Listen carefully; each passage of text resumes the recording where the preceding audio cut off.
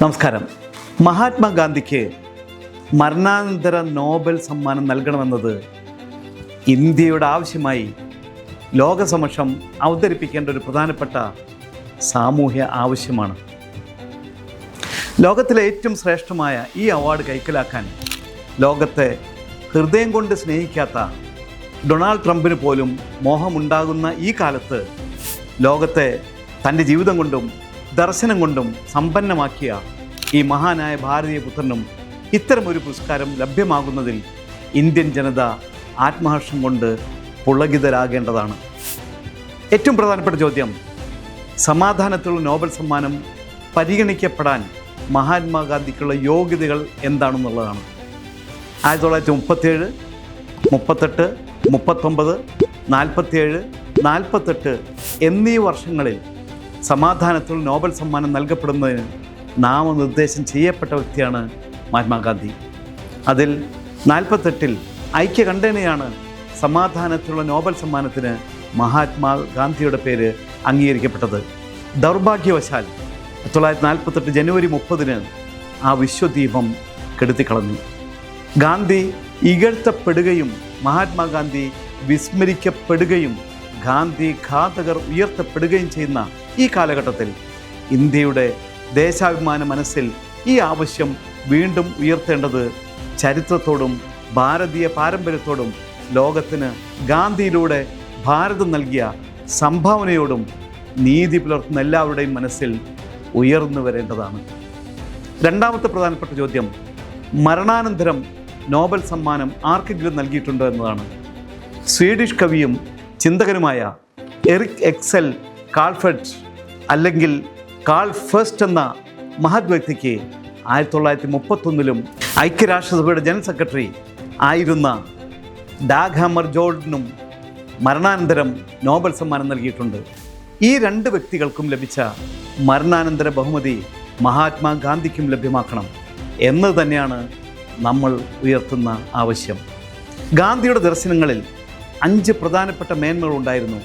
ആ മേന്മകൾ പ്രപഞ്ചത്തിനും പ്രകൃതിക്കും ജീവജാലങ്ങൾക്കും അതിലെ മനുഷ്യനും അതിൻ്റെ സ്വന്തം നിലനിൽപ്പിന് ആവശ്യമായ ദർശനങ്ങളായിരുന്നു. ഒന്നാമത്തേത് പ്രകൃതി മൂലധന ദർശനം. പ്രകൃതിയെ ഒരു മൂലധനമായി കാണുകയും ആ മൂലധനത്തെ കൊള്ളയടിക്കാനല്ല നിലനിർത്താനാണ് മനുഷ്യൻ ശ്രമിക്കേണ്ടതെന്നുമായിരുന്നു ഗാന്ധി ദർശനങ്ങളിൽ ഏറ്റവും പ്രധാനപ്പെട്ടത്. രണ്ടാമത്തേത് മനുഷ്യ മഹാത്മ ദർശനം. മനുഷ്യൻ വ്യതിരിക്തമായ വ്യക്തിത്വത്തിൻ്റെ ഉടമയാണെന്നും ആ മനുഷ്യന് ശരീരവും മനസ്സും ദൈവനിവേശിതമായ ആത്മാവും അടങ്ങുന്ന ഒരു സമഗ്രഭാവമുണ്ടെന്നും അങ്ങനെയുള്ള വ്യക്തിയെ സ്വതന്ത്രമായി വളരാൻ അനുവദിക്കുന്നതാണ് ഒരു സമൂഹത്തിൻ്റെ കടമ എന്നും മനുഷ്യ വ്യക്തിത്വത്തെ ആദരിക്കുന്ന സമുന്നതമായ ഒരു കാഴ്ചപ്പാട് ഗാന്ധിയൻ ദർശനത്തിൻ്റെ രണ്ടാമത്തെ പ്രത്യേകതയാണ്. മൂന്നാമത്തെ ദർശനം ഭൗതിക സമ്പത്തിനെ കുറിച്ചുള്ളതാണ്. ഭൗതിക സമ്പത്ത് പങ്കുവയ്ക്കപ്പെടുമ്പോൾ ഏറ്റവും തരുന്നതിന് ആദ്യം കിട്ടണം അതിൻ്റെ പങ്ക് എന്ന് നിഷ്കർഷിക്കുന്ന ഭൗതിക സമ്പത്തിൻ്റെ വിതരണത്തെക്കുറിച്ചുള്ള ഉന്നതമായ ഒരു ദർശനം ഗാന്ധിജി മുന്നോട്ട് വച്ചിരുന്നു. പ്രധാനമന്ത്രി പദത്തിലേക്ക് നെഹ്റു ഉയർത്തപ്പെട്ടപ്പോൾ എന്താണ് അങ്ങേക്ക് എന്നോട് പറയാനുള്ളത് എന്ന് നെഹ്റു ചോദിച്ചപ്പോൾ ഏത് ഉത്തരവിൽ ഒപ്പിടുന്നതിന് മുമ്പും ഈ ഉത്തരവ് ഇന്ത്യയിൽ ഏറ്റവും സാധാരണക്കാരനെ എങ്ങനെ ബാധിക്കുമെന്ന് ചിന്തിച്ചു വേണം ഒപ്പിടാൻ എന്ന ഒറ്റ പറച്ചിലുകൊണ്ട് ഭൗതിക സമ്പത്തിൻ്റെ വിതരണത്തെക്കുറിച്ചുള്ള ഗാന്ധിയൻ സിദ്ധാന്തം സ്പഷ്ടമാണ്. നാലാമത്തേത് മഹാത്മാഗാന്ധിയുടെ ആത്മീയ ദർശനമാണ്. ആ ആത്മീയ ദർശനത്തിന് വളരെ ആഴത്തിലുള്ള ഒരു മതേതര സ്വഭാവവും ഉണ്ടായിരുന്നു. ഒരു മനുഷ്യനെ കണ്ടാൽ അവൻ ദൈവനിർമ്മിതനാണെന്നും അവൻ ദൈവ സഹിതനാണെന്നും അവൻ എൻ്റെ സഹോദരനാണെന്നും തിരിച്ചറിയാനുള്ള ഒരു ഏകത ആത്മീയ മാനവ ദർശനം അദ്ദേഹം മുന്നോട്ട് വച്ചിരുന്നു. അതുകൊണ്ടാണ് അദ്ദേഹത്തിൻ്റെ പ്രാർത്ഥനാ യോഗങ്ങളിൽ ഗീതയും ഖുറാനും ബൈബിളും ഒരുപോലെ ഉദ്ധരിക്കപ്പെട്ടത്. മനുഷ്യന് മതത്തിൻ്റെ മതിലുകൾക്ക് വേർതിരിച്ച് വിഭജിക്കപ്പെടാൻ പാടില്ല എന്ന നിഷ്കർഷത ഉണ്ടായിരുന്നു അദ്ദേഹത്തിന്. അടിമുടി അദ്ദേഹം ഒരു ആത്മീയമായിരുന്നു. മരണത്തിൻ്റെ സമയത്ത് പോലും നിലം പതിച്ചത് ഹേ റാം എന്ന അഗാധമായ ആത്മീയ വിളിയോടെയായിരുന്നു. അത്രയേറെ ആത്മീയനായിരുന്നു മഹാത്മാഗാന്ധി. ഇത് ഓരോ വ്യക്തിക്കും ഉണ്ടായിരിക്കേണ്ട ഒരു മൂലധനമായി അദ്ദേഹം കരുതി. ആ മൂലധനം നഷ്ടപ്പെടുമ്പോൾ എല്ലാം മനസ്സാക്ഷിയില്ലാത്ത മനുഷ്യരും ഉണ്ടാവുകയും ആ മനുഷ്യൻ മൂലം കുടുംബവും സമൂഹവും ദുഷിക്കപ്പെടുകയും ചെയ്യുമെന്ന് അദ്ദേഹത്തിന് നന്നായി അറിയാമായിരുന്നു. അഞ്ചാമത്തെ ദർശനം അദ്ദേഹത്തിൻ്റെ സാംസ്കാരിക, സാമൂഹിക, രാഷ്ട്രീയ ദർശനമാണ്. ഇന്ത്യയുടെ ജനാധിപത്യ ഘടനയിൽ എല്ലാറ്റിനെയും ഉൾക്കൊള്ളുന്ന ഒരു ഫെഡറൽ മനോഗതി അദ്ദേഹത്തിനുണ്ടായിരുന്നു.